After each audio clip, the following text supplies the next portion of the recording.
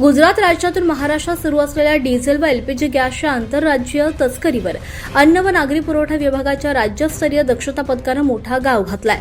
या कारवाईत तब्बल 1,55,95,114 रुपयांचा मुद्देमाल जप्त करण्यात आलाय। धुळे सुरत महामार्गावरील दहिवेल तालुका साक्री येथील धाब्यांच्या मागे सुरू असलेल्या अवैध साठ्यावर हा धडक छापा टाकण्यात आला।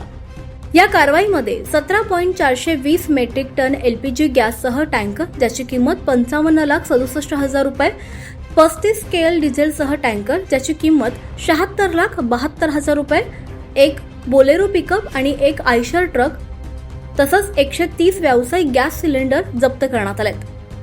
पथक प्रमुख चंद्रकांत डांगे यांना मिळालेल्या या गुप्त माहितीच्या आधारे ही कारवाई करण्यात आली।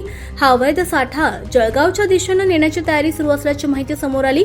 या प्रकरणातील मुख्य सूत्रधारांविरुद्ध जीवनावश्यक वस्तू कायद्याअंतर्गत गुन्हा दाखल करण्यात आला असून स्थानिक पोलीस आणि पुरवठा विभागाकडून पुढील तपास सुरू आहे।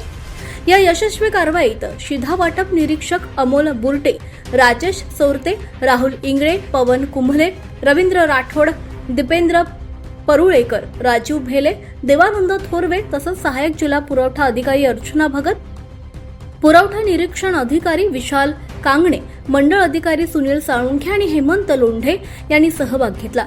भविष्यात देखील अशा अवैध इंधन व गॅस तस्करी विरोधात कठोर कारवाई सुरूच राहील असा इशारा श्री चंद्रकांत डांगे यांनी दिलाय।